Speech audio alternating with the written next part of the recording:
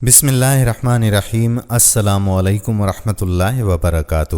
ناظرین، ہم سب جانتے ہیں کہ اللہ تعالیٰ کی بابرکت ذات اقدس کا مسکن عرش عظیم ہے، جس کی وسعت اور بڑائی کا درست اندازہ اللہ تعالیٰ کو ہی ہے۔ کہا جاتا ہے کہ عرش عظیم جنت کی چھت پر ہے، یعنی فردوس بری کی چھت کے اوپر قائم ہے۔ سوال یہ ہے کہ کیا عرش عظیم تمام مخلوقات سے بڑا ہے، اور کیا اللہ تعالیٰ کا مستقل قیام عرش پر ہے، اور اللہ تعالیٰ کیسا دکھائی دیتا ہے؟ آج کی اس ویڈیو میں آپ کو تمام تفصیل سے آگاہ کریں کہ مختلف فرقے گروہ عرش معلی کے بارے میں کیا کہتے ہیں، اور ان میں سے کون سی بات درست ہے۔ یہ ویڈیو ہر مسلمان کے لیے انتہائی اہمیت کی حامل ہے، اس لیے آپ سے گزارش ہے کہ اس ویڈیو کو آخر تک ضرور دیکھیے اور اسکپ مت کیجیے گا۔ ناظرین، عرش الہی کا تصور ابراہیمی مذاہب میں پایا جاتا ہے۔ یہودیت، مسیحیت اور اسلام میں عرش یا تخت کو خدا کی بادشاہی سے تعبیر کیا جاتا ہے۔ کئی مذاہب کی مقدس کتابوں میں عرش الہی کا تذکرہ ملتا ہے۔ اسلامی عقائد کے مطابق عرش کو خدا کی تمام مخلوقات سے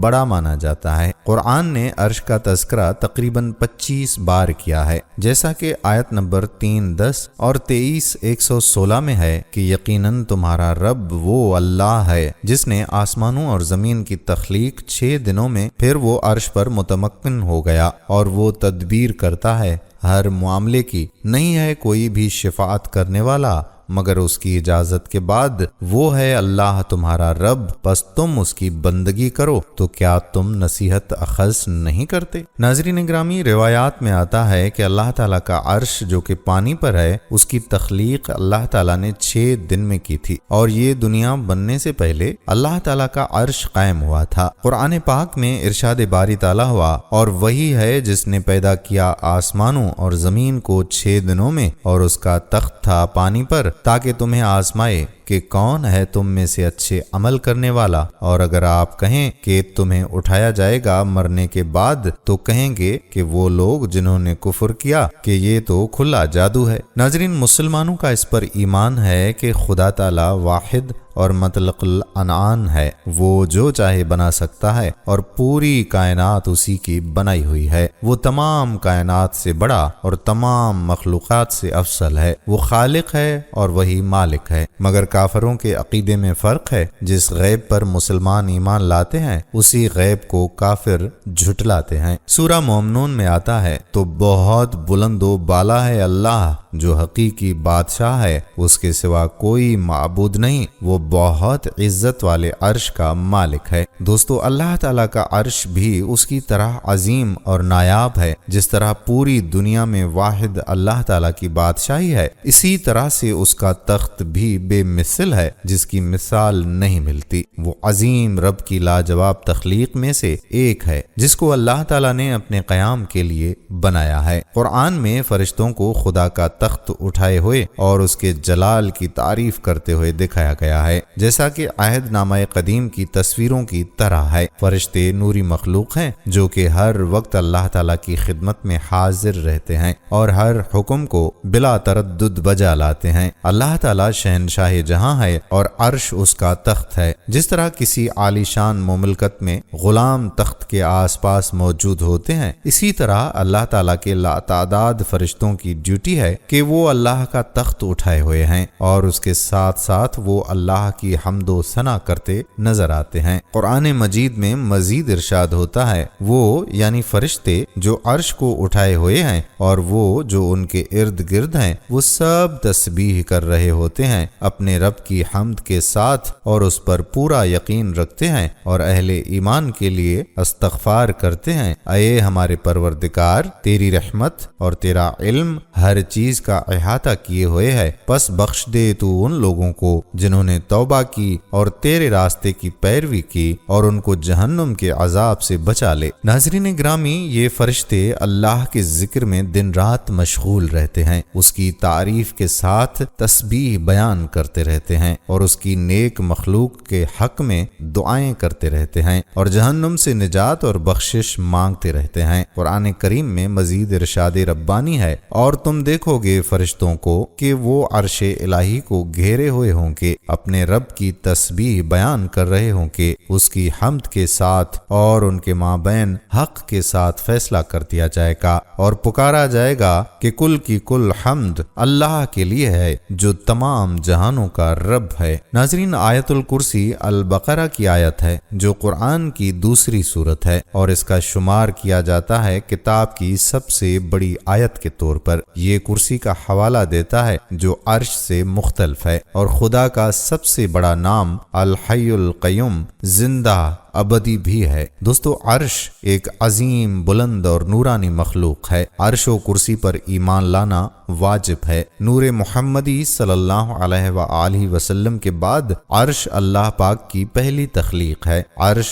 تمام مخلوقات میں سب سے بڑا ہے۔ اللہ پاک نے اسے 7ویں آسمان کے اوپر قائم کیا ہوا ہے۔ عرش جنت کے اوپر ہے۔ نبی رحمت شفیع امت صلی اللہ تعالی علیہ وآلہ وسلم نے ارشاد فرمایا کہ جب اللہ کریم سے مانگو تو جنت الفردوس مانگو کہ وہ اوسط بہشت اور اعلیٰ جنت ہے، اور اس کے اوپر عرش رحمان ہے، اور اسی سے جنت کی نہریں جاری ہوتی ہیں، یعنی جنت کی چھت عرش ہے۔ عرش کس چیز سے بنا ہے، اس بارے میں مختلف اقوال ہیں۔ نمبر 1، نور سے بنا ہوا ہے۔ نمبر 2، عرش سبز زبرجد سے بنا ہوا ہے۔ نمبر 3، سرخ یاقوت سے عرش الہی بنا ہوا ہے۔ امام ابراہیم باجوری رحمت اللہ علیہ فرماتے ہیں کہ اس کی حقیقت کا قطعی علم نہیں ہے، اس لیے اس بارے میں حتمی رائے قائم کرنے سے خاموش رہنا بہتر ہے۔ اس کی شکل و صورت کے بارے میں تحقیق یہ ہے کہ عرش گول نہیں ہے بلکہ وہ گنبد نما ہے جو جنت کی چھت ہونے کے ساتھ ساتھ مخلوقات اور دنیا کے اوپر سایہ فگن ہے۔ اس کے 4 ستون ہیں۔ زمین و آسمان سے بھی پہلے حضرت سیدنا عبداللہ بن عباس رضی اللہ تعالی عنہما فرماتے ہیں کہ ہر معمار پہلے دیوار بناتا ہے، پھر ان پر چھت ڈالتا ہے، لیکن اللہ پاک نے پہلے چھت بنائی پھر دیواریں، کیونکہ اس نے زمین و آسمان کو بنانے سے پہلے عرش بنایا، پھر ہوا کو پیدا فرمایا، اس کے پر بنائے، اور ان پروں کی کثرت کو اللہ تعالیٰ ہی جانتا ہے۔ پھر ہوا کو حکم دیا کہ وہ پانی کو اٹھائے۔ اللہ تعالیٰ کا عرش پانی کے اوپر ہے جبکہ پانی ہوا پر ہے۔ اس کے بعد اللہ تعالیٰ نے عرش کو اٹھانے والے فرشتوں کو پیدا فرمایا۔ اللہ تعالیٰ کو عرش و کرسی کی حاجت نہیں، بے شک وہ ان دونوں کے بنانے سے پہلے بھی تھا، حالانکہ اس وقت مکان بھی نہ تھا۔ زمین و آسمان سے پہلے عرش کہاں تھا؟ اس کے بارے میں ہمارے پیارے نبی صلی اللہ تعالی علیہ وآلہ وسلم نے ارشاد فرمایا کہ اللہ پاک نے زمین و آسمان پیدا کرنے سے 50,000 سال پہلے ہی مخلوق کی تدبیر لکھ دی تھی۔ اس وقت اللہ کریم کا عرش پانی پر تھا۔ شرح الحکیم الامت حضرت مفتی احمد یار خان نعیمی علیہ رحمت اللہ علیہ فرماتے ہیں کہ اس پانی سے مراد یہ سمندر کا پانی نہیں بلکہ عرش عظیم کے نیچے قدرتی پانی ہے جو ہوا پر ہے، اور ہوا اللہ تعالیٰ کی قدرت پر ہے۔ اس فرمان کا یہ مطلب نہیں ہے کہ عرش پانی پر رکھا ہوا تھا، بلکہ مطلب یہ ہے کہ اس پانی اور عرش کے درمیان کوئی آڑ نہ تھی، جیسے ہم کہیں کہ آسمان زمین پر ہے یعنی زمین کے اوپر ہے۔ اس سے معلوم ہو رہا ہے کہ عرش اور پانی سب سے پہلے پیدا ہوئے۔ ناظرین، عرش اٹھانے والے فرشتے ابھی 4 ہیں، اور جب قیامت قائم ہوگی تو اللہ پاک مزید 4 فرشتوں سے ان کی مدد فرمائے گا۔ چنانچہ قرآن پاک میں ہے، اور اس دن تمہارے رب کا عرش اپنے اوپر 8 فرشتے اٹھائیں گے۔ اس آیت کے تحت صدر الافاضل علامہ سید محمد نعیم دین مراد آبادی علیہ رحمت اللہ الہادی فرماتے ہیں کہ حدیث شریف میں ہے کہ حاملین عرش آج کل 4 ہیں، اور روز قیامت ان کی تائید کے لیے 4 کا اور اضافہ کیا جائے گا، 8 ہو جائیں گے۔ حضرت ابن عباس رضی اللہ تعالی عنہ سے مروی ہے کہ اس سے ملائکہ کی 8 صفیں مراد ہیں جن کی تعداد اللہ تعالی ہی جانے۔ ہمارے پیارے نبی محمد مصطفیٰ احمد مجتبیٰ صلی اللہ علیہ وآلہ وسلم نے فرمایا کہ 3 چیزیں عرش سے لٹکی ہوئی ہیں۔ نمبر 1، رشتہ داری، یہ کہتی ہے کہ یا اللہ، میں تیری وجہ سے ہوں، لہٰذا مجھے نہ توڑا جائے۔ نمبر 2، امانت، اور یہ کہتی ہے کہ یا اللہ میں تیری وجہ سے ہی ہوں، لہٰذا مجھ میں خیانت نہ کی جائے۔ اور تیسری نعمت کہتی ہے کہ یا الہی میں تیری طرف سے ہوں، لہٰذا میری ناشکری نہ کی جائے۔ عرش کیوں ہلتا ہے؟ اس کے متعلق احادیث مبارکہ میں کئی ایسے اعمال ذکر کیے گئے ہیں جن سے اللہ پاک کا عرش ہلنے لگتا ہے۔ چنانچہ حضور نبی کریم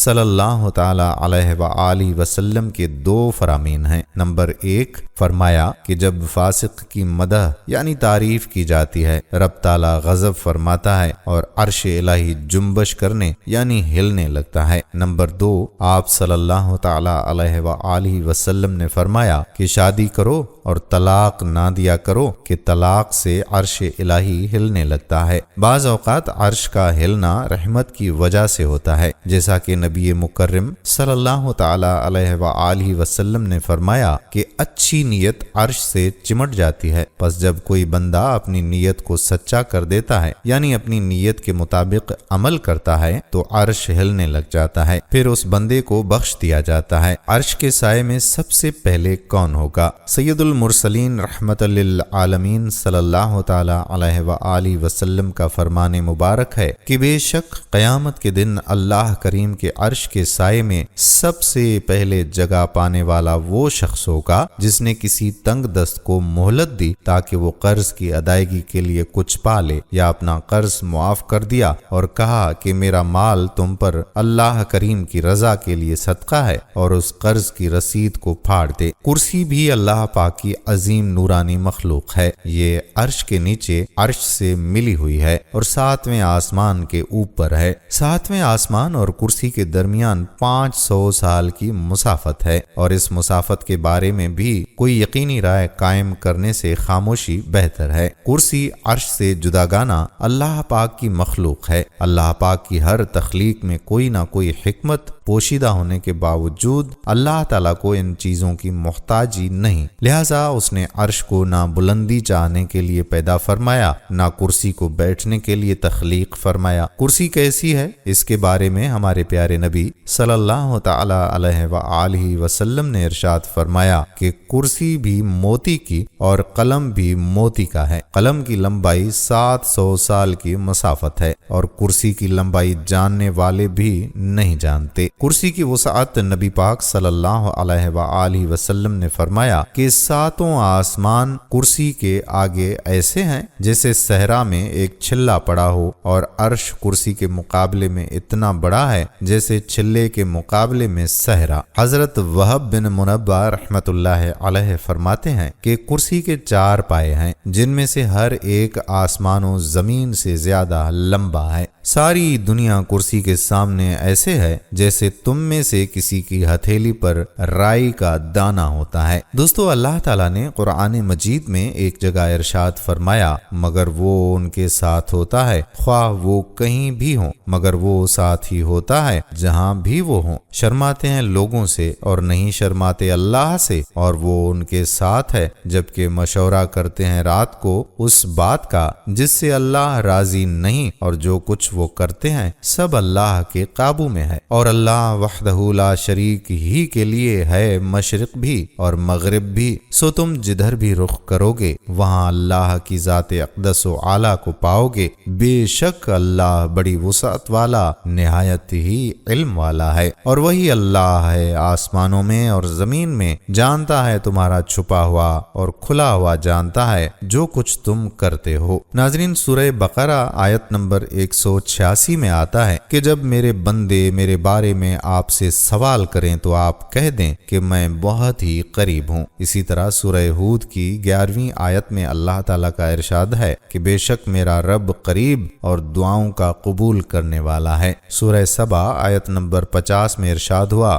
وہ بڑا ہی سننے والا اور بہت ہی قریب ہے۔ ایک اور جگہ ارشاد باری تعالیٰ ہے اور ہم اس کی رگو جان سے بھی زیادہ اس سے قریب ہیں۔ دوسری جگہ فرمایا وہ بڑا مہربان عرش پر قائم ہوا۔ اللہ ہی تو ہے جس نے آسمانوں اور زمین کو اور جو چیزیں ان دونوں میں ہیں سب کو 6 دن میں پیدا کیا، پھر عرش پر جا ٹھہرا۔ فرقان یعنی حق و باطل میں فرق کرنے والے قرآن میں ہی اس کا الہی فیصلہ ہے، نہیں ہے اس کی طرح کا سا کوئی۔ وہی ہے جس نے اتاری تجھ پر کتاب، اس میں بعض آیتیں ہیں محکم یعنی ان کے معنی واضح ہیں، وہ اصل ہیں کتاب کی، اور دوسری ہیں مشابہ یعنی جن کے معنی معلوم یا معین نہیں، سو جن کے دلوں میں کجی ہے وہ پیروی کرتے ہیں متشابہات کی گمراہی پھیلانے کی غرض سے اور مطلب معلوم کرنے کی وجہ سے، اور ان کا مطلب کوئی نہیں جانتا سوائے اللہ کے، اور مضبوط علم والے کہتے ہیں ہم اس پر یقین لائے، سب ہمارے رب کی طرف سے اتری ہیں اور سمجھانے سے وہی سمجھتے ہیں جن کو عقل ہے۔ اسی طرح مزید ارشاد باری تعالیٰ ہے، کیسے منکر ہو سکتا ہے وہ جو اللہ کو آسمان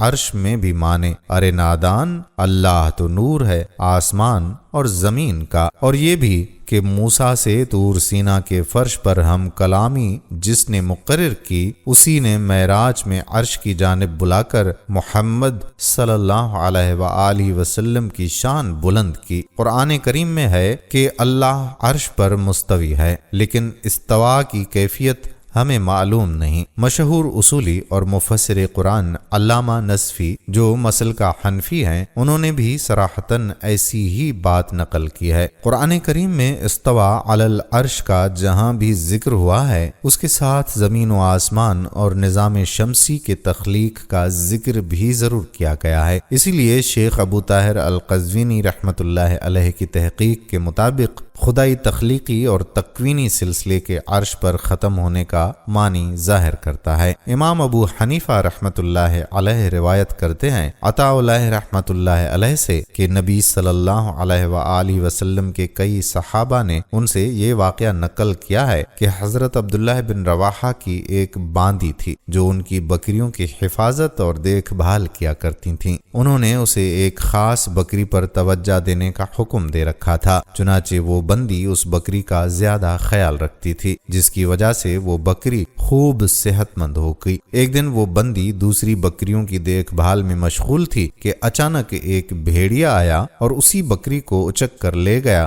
اور اسے مار ڈالا۔ جب حضرت عبداللہ گھر واپس آئے تو بکری کو نہ پایا، بندی سے پوچھا تو اس نے سارا واقعہ سنا دیا۔ انہوں نے غصے میں آ کر اس کے منہ پر ایک زوردار تماچا مار دیا۔ بعد میں انہیں اس پر ندامت ہوئی اور انہوں نے رسول اللہ صلی اللہ علیہ وآلہ وسلم سے اس واقعے کا ذکر کیا۔ نبی پاک صلی اللہ علیہ وآلہ وسلم کو یہ بات بہت گراں گزری۔ آپ نے فرمایا کہ تم نے ایک مومن عورت کے چہرے پر مارا۔ انہوں نے کہا کہ یہ تو حبشن ہے، اس ایمان سے متعلق کچھ نہیں پتا، وہ مومنہ نہیں ہے۔ نبی صلی اللہ علیہ وآلہ وسلم نے انہیں بلوایا اور اس سے پوچھا کہ اللہ کہاں ہے؟ اس نے کہا کہ آسمان میں۔ پھر پوچھا کہ میں کون ہوں؟ اس نے کہا کہ اللہ کے پیغمبر۔ رسول اللہ صلی اللہ علیہ وآلہ وسلم نے فرمایا کہ یہ مومنہ ہے، اس لیے تم اسے آزاد کر دو۔ چنانچہ انہوں نے اسے آزاد کر دیا۔ ناظرین، اس حدیث پاک میں ظاہری ایمان کے لیے زبانی اقرار، رسالت سے پہلے توحید کا ثبوت، زمینی خداؤں بتوں کا انکار، آسمانی حقیقی واحد معبود سے کرانا مقصود تھا، ورنہ اللہ تعالیٰ کی ذات اور تجلیات تو ہر جگہ ہے، آسمان میں بھی اور عرش پر بھی ہے، ہمارے ساتھ بھی ہے، بلکہ ہماری شہ رگ سے بھی قریب ہے۔ چند سوالات اٹھتے ہیں کہ اللہ تعالیٰ عرش پر ہے یا آسمان پر؟ کیا عرش و آسمان میں فرق نہیں؟ کیا عرش ساتوں آسمانوں سے اوپر نہیں؟ حضرت ابو ہریرہ رضی اللہ تعالیٰ عنہ سے روایت ہے کہ ایک مرتبہ نبی کریم صلی اللہ علیہ وآلہ وسلم اور صحابہ رضی اللہ عنہم اجمعین بیٹھے ہوئے تھے کہ بادل آ گئے۔ نبی اکرم صلی اللہ علیہ وآلہ وسلم نے پوچھا کہ جانتے ہو یہ کیا ہے؟ صحابہ کرام رضوان اللہ علیہم اجمعین نے عرض کیا کہ یا رسول اللہ صلی اللہ علیہ وآلہ وسلم، اللہ اور اس کا رسول صلی اللہ علیہ وآلہ وسلم اچھی طرح جانتے ہیں۔ آپ صلی اللہ علیہ وآلہ وسلم نے فرمایا کہ یہ بادل زمین کو سیراب کرنے والے ہوتے ہیں، اللہ تعالیٰ انہیں ان لوگوں کی طرف ہانکتے ہیں جو اس کا شکر ادا نہیں کرتے اور اسے پکارتے نہیں۔ پھر آپ صلی اللہ علیہ وآلہ وسلم نے پوچھا کہ جانتے ہو کہ تمہارے اوپر کیا ہے؟ عرض کیا کہ اللہ اور اس کا رسول صلی اللہ علیہ وآلہ وسلم زیادہ جانتے ہیں۔ آپ صلی اللہ علیہ وآلہ وسلم نے فرمایا کہ یہ رقیع یعنی اونچی چھت ہے جس سے حفاظت کی گئی، اور یہ موج کی طرح ہے جو بغیر ستون کے ہے۔ پھر پوچھا کہ کیا جانتے ہو کہ تمہارے اور اس کے درمیان کتنا فاصلہ ہے؟ صحابہ کرام رضی اللہ تعالی عنہم اجمعین نے عرض کی کہ اللہ اور اس کے رسول صلی اللہ علیہ وآلہ وسلم زیادہ جانتے ہیں۔ آپ صلی اللہ علیہ وآلہ وسلم نے فرمایا کہ تمہارے اور اس کے درمیان 500 برس کی مسافت ہے۔ پھر آپ صلی اللہ علیہ وآلہ وسلم نے پوچھا کیا جانتے ہو اس کے اوپر کیا ہے؟ صحابہ کرام رضوان اللہ علیہم اجمعین نے عرض کیا کہ اللہ اور اس کا رسول صلی اللہ علیہ وآلہ وسلم بہتر جانتے ہیں۔ آپ صلی اللہ علیہ وآلہ وسلم نے فرمایا کہ اس کے اوپر 2 آسمان ہیں جن کے درمیان 500 برس کا فاصلہ ہے۔ پھر آپ صلی اللہ علیہ وآلہ وسلم نے اسی طرح 7 آسمان گنوائے اور بتایا کہ ہر 2 آسمانوں کے درمیان آسمان و زمین کے درمیان کے فاصلے کے برابر فاصلہ ہے۔ پھر آپ صلی اللہ علیہ وآلہ وسلم نے پوچھا کہ کیا جانتے ہو کہ اس کے اوپر کیا ہے؟ صحابہ کرام رضی اللہ تعالی عنہم نے عرض کیا کہ اللہ اور اس کا رسول صلی اللہ علیہ وآلہ وسلم بہتر جانتے ہیں۔ تو آپ صلی اللہ علیہ وآلہ وسلم نے فرمایا کہ اس کے اوپر عرش ہے اور وہ آسمان سے اتنا دور ہے جتنا زمین سے آسمان۔ پھر آپ صلی اللہ علیہ وآلہ وسلم نے پوچھا کیا تمہیں معلوم ہے کہ تمہارے نیچے کیا ہے؟ صحابہ کرام رضی اللہ تعالی عنہم نے عرض کیا کہ اللہ اور اس کا رسول صلی اللہ علیہ وآلہ وسلم بہتر جانتے ہیں۔ آپ صلی اللہ تعالی علیہ وآلہ وسلم نے فرمایا کہ یہ زمین ہے۔ پھر آپ صلی اللہ علیہ وآلہ وسلم نے پوچھا تمہیں معلوم ہے کہ اس کے نیچے کیا ہے؟ صحابہ کرام رضوان اللہ علیہم اجمعین نے عرض کیا کہ اللہ اور اس کا رسول صلی اللہ علیہ وآلہ وسلم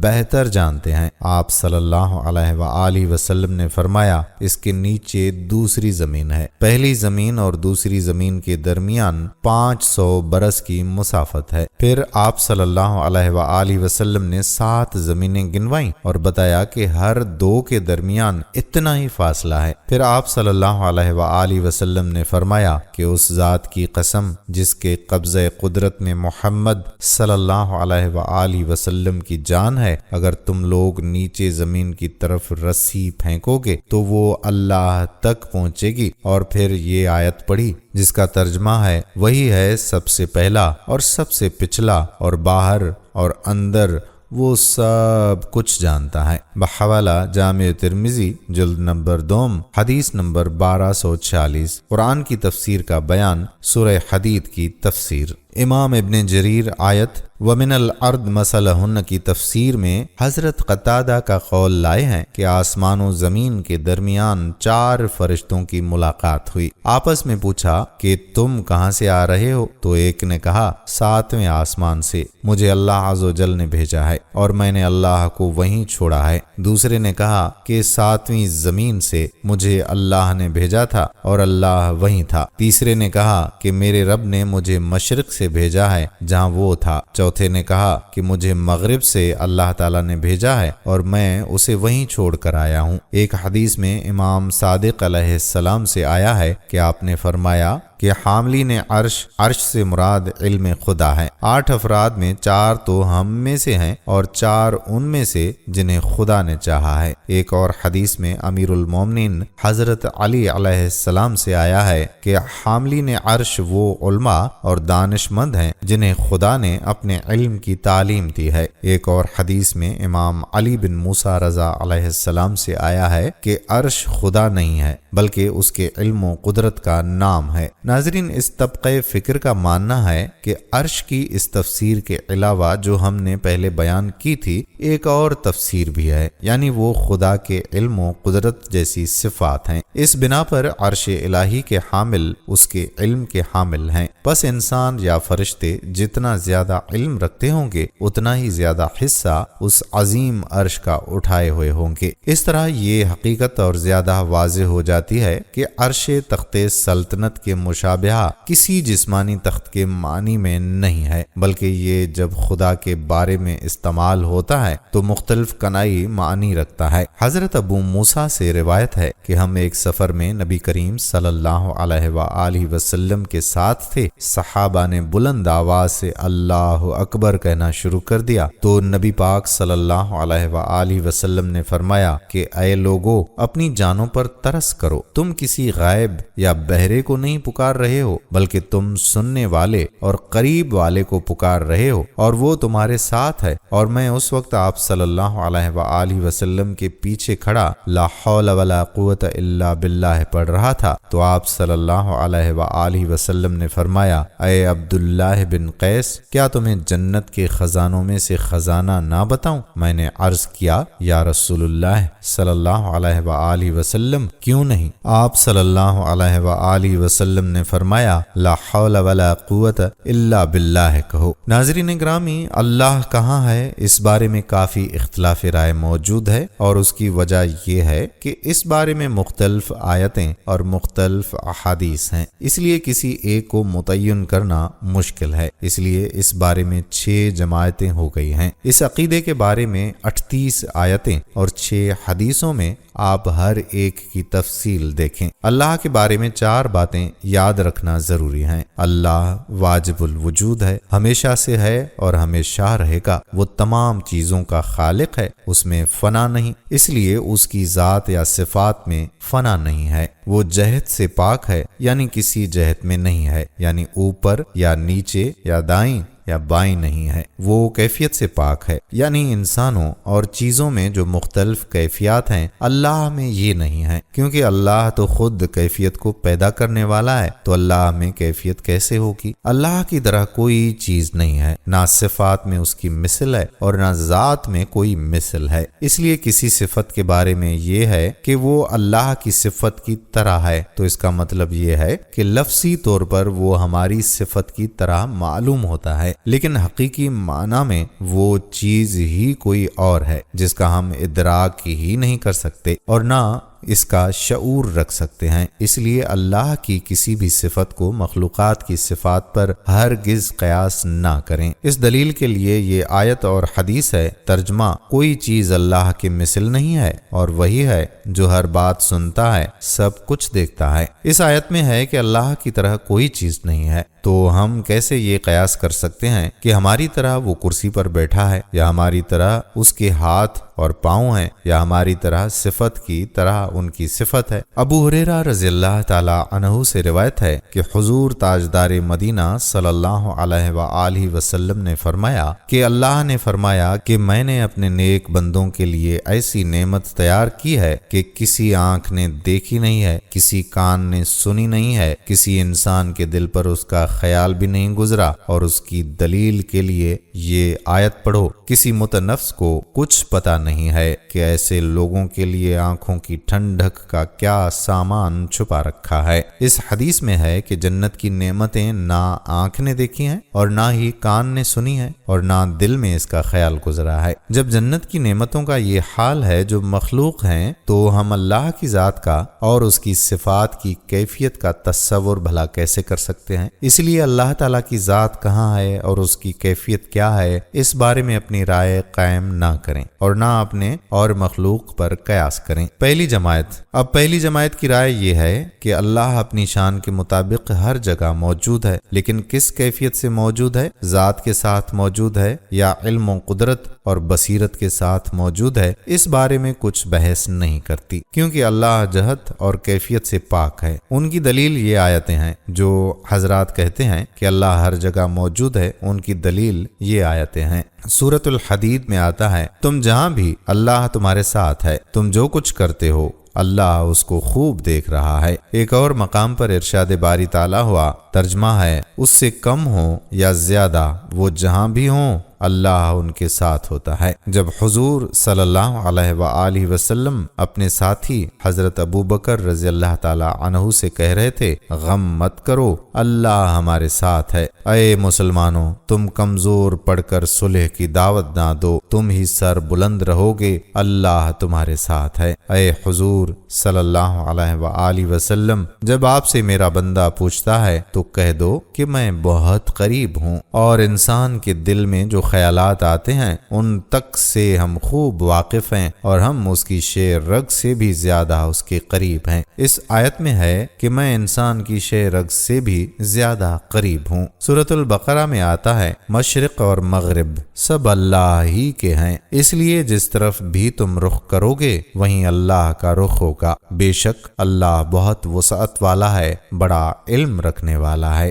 ان آیات سے پتہ چلتا ہے کہ اللہ ہر جگہ موجود ہے لیکن بغیر مکان اور بغیر کیفیت کے۔ یہ جماعت ایک نقطہ بھی اٹھاتی ہے کہ اگر ہم اللہ کو عرش پر مستوی مان لیں اور یہ کہیں کہ اللہ عرش پر مستوی ہے تو یہ اشکال ہوگا کہ عرش بنانے سے پہلے اللہ کہاں تھے۔ دوسری جماعت کی رائے یہ ہے کہ اللہ اپنی شان کے مطابق عرش پر ہے، لیکن کس کیفیت سے ہے وہ اس کے بارے میں بحث نہیں کرتے، کیونکہ اللہ جہت سے اور کیفیت سے بالکل پاک ہے۔ وہ فرماتے ہیں کہ اللہ نے 7 آیتوں میں کہہ دیا کہ اللہ عرش پر ہے تو ہم اس کو مان لیتے ہیں اور ان کی آیتوں پر ایمان رکھتے ہیں اور اس کی کوئی تعویل کرنا مناسب نہیں سمجھتے۔ یہ حضرات اوپر کی 7 آیات جن میں ہے کہ اللہ ہر جگہ ہے، یہ جواب دیتے ہیں کہ اللہ علم و بصیرت اور قدرت کے ساتھ ہر جگہ ہے۔ ان کی دلیل یہ 7 آیتیں ہیں۔ وہ بڑی رحمت والا عرش پر استوا فرمائے ہوئے ہیں، یقیناً تمہارا پروردگار وہ اللہ ہے جس نے سارے آسمان اور زمین 6 دن میں پیدا کیے، پھر اس نے عرش پر استوا فرمایا۔ اللہ وہ ہے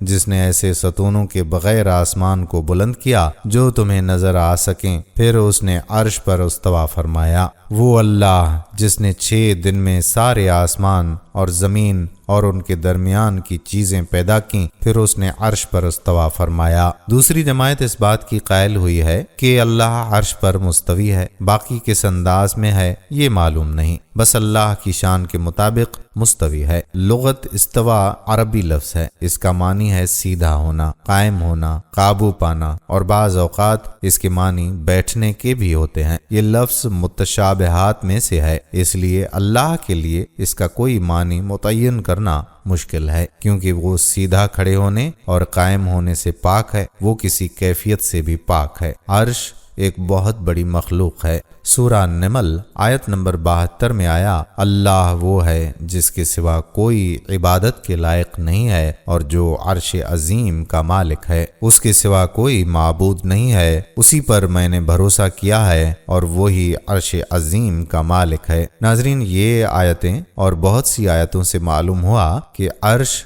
ایک بڑی اور عظیم مخلوق ہے جس کو اللہ نے پیدا کیا ہے۔ دوستو، کرسی بھی اللہ کی ایک مخلوق ہے، لیکن عرش کے مقابلے پر کرسی کی حیثیت بہت ہی کم ہے۔ جیسے صحرا میں ایک کڑا ڈال دیا گیا ہو تو صحرا کے مقابلے میں لوہے کے حلقے کی کوئی حیثیت نہیں رہتی، اسی طرح سے عرش کے مقابلے میں کرسی کی کوئی خاص حیثیت باقی نہیں رہتی۔ باقی یہ کیسے ہے اللہ ہی جانتا ہے، لیکن یہ کرسی پھر بھی اتنی بڑی ہے کہ تمام زمین اور سارے آسمانوں کو گھیرے ہوئی ہے۔ اس آیت میں کرسی کا ثبوت ہے۔ سورۃ البقرہ میں ارشاد باری تعالیٰ ہے اس کی کرسی نے سارے آسمانوں اور زمین کو گھیرا ہوا ہے اور ان دونوں کی نگہبانی سے اسے ذرا بھی بوجھ نہیں ہوتا اور وہ بڑا عالی مقام عظمت والا ہے۔ تیسری جماعت کی رائے ناظرین یہ ہے کہ اللہ کائنات میں علم، قدرت اور بصیرت کے ساتھ ہے، ذات کے ساتھ کائنات میں نہیں ہے۔ باقی کہاں ہے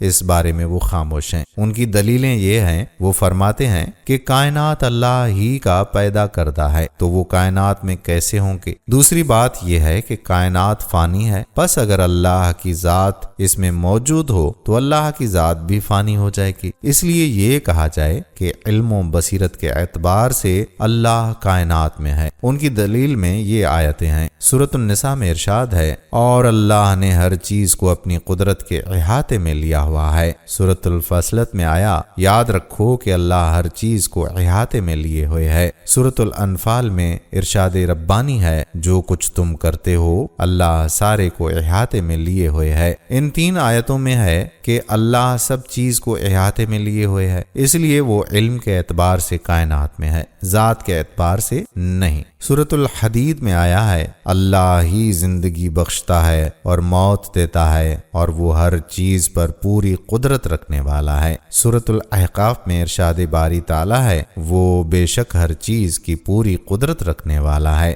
سورۃ ملک میں ارشاد ہوا، بڑی شان ہے اس ذات کی جس کے ہاتھ میں ساری بادشاہی ہے اور وہ ہر چیز پر پوری طرح قادر ہے۔ سورۃ شورى میں آیا ہے، اور جس کو چاہتا ہے بانجھ بنا دیتا ہے، یقیناً وہ بہت جاننے والا بھی بہت قدرت والا بھی ہے۔ ان 7 آیات میں ہے کہ اللہ علم، قدرت اور ملکیت کے اعتبار سے پوری کائنات کو گھیرے ہوا ہے۔ اس لیے یہ تیسری جماعت کہتی ہے کہ اللہ علم، قدرت اور بصیرت کے اعتبار سے کائنات میں موجود ہے، ذات کے اعتبار سے نہیں۔ چوتھی جماعت کی رائے یہ ہے کہ اللہ اپنی شان کے مطابق بلندی پر ہے۔ یہ جماعت کوئی بڑی نہیں ہے۔ اللہ کتنی بلندی پر ہے وہ اس بارے میں کوئی تعین نہیں کرتے، لیکن اس کی شان کے لحاظ سے وہ بلندی پر ہے۔ ان کی دلیلیں یہ آیتیں ہیں۔ سورۃ النحل میں ارشاد باری تعالی ہے، وہ اپنے رب سے ڈرتے ہیں جو ان کے اوپر ہیں، اور وہی کام کرتے ہیں جس کا انہیں حکم دیا جاتا ہے۔ سورۃ الفاتر میں ذکر ہوا، پاکیزہ کلمہ اسی کی طرف چڑھتا ہے اور نیک عمل اسی کو اوپر اٹھاتا ہے۔ سورۃ المعارج میں ارشاد ربانی ہے، وہ عذاب اللہ کی طرف سے آئے گا جو چڑھنے کے تمام راستوں کا مالک ہے۔ فرشتے اور روح القدس اس کی طرف ایک ایسے دن میں چڑھ کر جاتے ہیں جس کی مقدار 50,000 سال ہے۔ سورۃ السجدہ میں آتا ہے، وہ آسمان سے لے کر زمین تک ہر کام کا انتظام کرتا ہے، پھر وہ کام ایک ایسے دن میں اس کے پاس اوپر پہنچ جاتا ہے جس کی مقدار تمہاری گنتی کے حساب سے 1000 سال ہوتی ہے۔ ان 4 آیتوں میں اس کا اشارہ ہے کہ اللہ بلندی پر ہے۔ حضور صلی اللہ علیہ وآلہ وسلم نے فرمایا کہ ہمارا رب ہر رات میں جب 3 پہر باقی رہ جاتے ہیں تو سما دنیا کی طرف اترتا ہے۔ اس حدیث کے اشارے سے بھی پتہ چلتا ہے کہ اللہ بلندی پر ہے۔ اس لیے اس چوتھی جماعت کی رائے یہ ہے کہ اللہ بلندی پر ہے، باقی کس کیفیت میں ہے اس بارے میں ہم بحث نہیں کرتے، بس اپنی شان کے مطابق ہے۔ اب ہم ذکر کرتے ہیں 5ویں جماعت کا کہ ان کا کیا خیال ہے۔ وہ کہتے ہیں کہ اللہ اپنی شان کے مطابق آسمان پر ہے۔ یہ کوئی بڑی جماعت نہیں ہے بلکہ کچھ لوگوں کی رائے ہے، اور یہ رائے بیان کی گئی رائے کے قریب قریب ہے۔ ان کی دلیل یہ وہ باندی والی حدیث ہے جسے آپ صلی اللہ علیہ وآلہ وسلم نے مومنا کہا تھا۔ اس حدیث میں ہے کہ باندی نے کہا کہ اللہ آسمان میں ہے، تو آپ صلی اللہ علیہ وآلہ وسلم نے اس کو قبول فرمایا۔ اس لیے اس جماعت کی رائے یہ ہے کہ اللہ آسمان میں ہے۔ اب کس کیفیت میں ہے اس بارے میں وہ بحث نہیں کرتے، بس اس کی شان کے مطابق ہے۔ 6ٹھی جماعت کی رائے یہ ہے کہ استوا علی العرش، اللہ کہاں ہے؟ اللہ کا چہرہ، اللہ کا ہاتھ، اللہ کا قدم، اللہ کی انگلی، اللہ کا نزول، یہ سب مشابہات میں سے ہیں۔ اس لیے ان کے بارے میں یہ کہا جانا کہ ان کا معنی معلوم ہے لیکن کیفیت معلوم نہیں، اس پر ایمان رکھنا واجب ہے، اور ان کے بارے میں بحث کرنا بدعت ہے۔ اس لیے اس کے بارے میں چپ رہنا ہی بہتر ہے۔ ان کے یہاں حضرت امام مالک رحمۃ اللہ علیہ کا یہ قول بہت مشہور ہے کہ ہم مالک بن انس رحمۃ اللہ علیہ کے پاس موجود تھے، ایک آدمی آیا اور کہنے لگا کہ اے ابو عبداللہ، رحمان تو عرش پر مستوی ہے، تو استوا کی کیفیت کیا ہے؟ حضرت مالک رحمۃ اللہ علیہ نے اپنا سر نیچا کیا یہاں تک کہ ان پر پسینہ آ گیا۔ پھر انہوں نے فرمایا کہ استوا کا معنی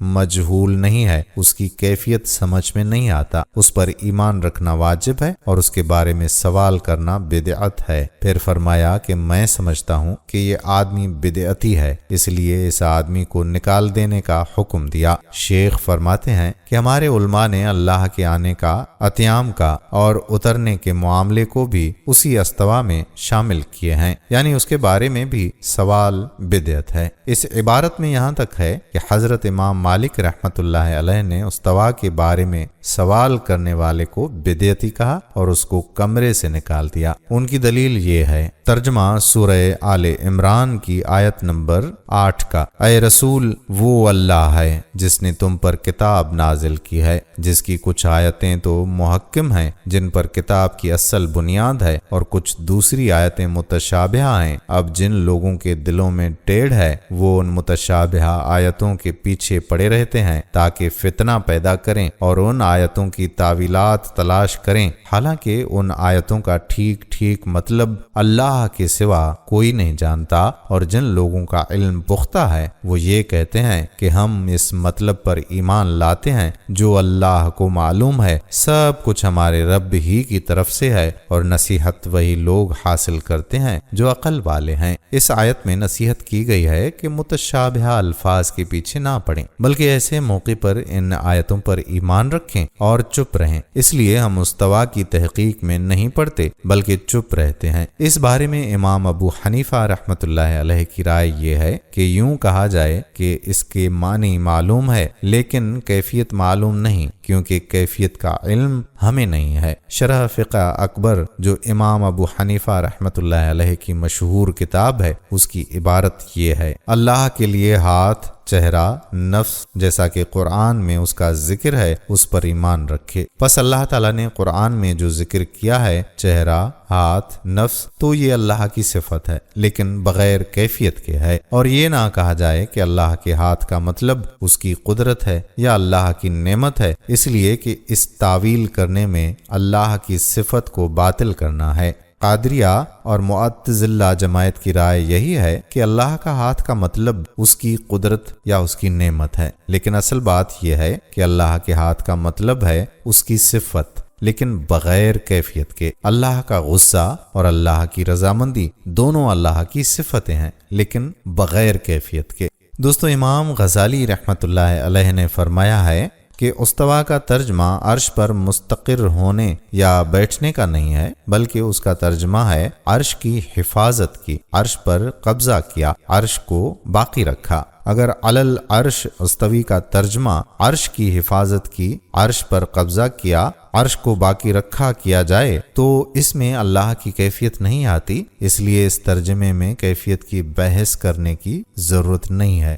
ان کی عبارت یہ ہے۔ ناظرین، امام طحاوی رحمۃ اللہ علیہ نے یہ مسلک اختیار کیا ہے کہ عرش اور کرسی حق ہے لیکن اللہ عرش اور کرسی سے بے نیاز ہے۔ ان کی عبارت یہ ہے جس کا ترجمہ ہے کہ عرش اور کرسی حق ہے لیکن اللہ تعالیٰ عرش اور کرسی سے بے نیاز ہے۔ ان کی عبارت یہ ہے کہ عرش اور کرسی حق ہے لیکن اللہ تعالیٰ عرش اور کرسی سے بے نیاز ہے۔ یہ 6 جماعتیں اور 4 بزرگوں کی رائے آپ کے سامنے ہم نے رکھی، آپ خود بھی ان پر غور کریں۔ یہ الفاظ بھی متشابہات میں سے ہیں۔ ترجمہ: کوئی چیز اللہ کے مثل نہیں، اس لیے کہ اللہ کے ہاتھ، چہرہ وغیرہ ہمارے ہاتھ اور چہرے کی طرح نہیں ہو سکتے۔ ان کا معنی اللہ ہی کو معلوم ہے، اس لیے یہ الفاظ اعضاء متشابہات میں سے ہیں اور متشابہات میں زیادہ گھسنے سے آیت میں منع فرمایا ہے۔ اس لیے ان الفاظ پر ایمان رکھے اور زیادہ گھسنے سے احتراز کرے۔ مفسر حضرات نے موقع محل کے اعتبار سے ان الفاظ کا ترجمہ کیا ہے جو حقیقی ترجمہ تو نہیں ہے، لیکن لوگوں کو سمجھانے کے لیے ان جملوں کا قریب قریب مفہوم بیان کرنے کی کوشش ہے۔ وہ 9 اعضاء یہ ہیں: اللہ کا ہاتھ، اللہ کا چہرہ، وجہ اللہ، اللہ کا نفس، اللہ کی آنکھ،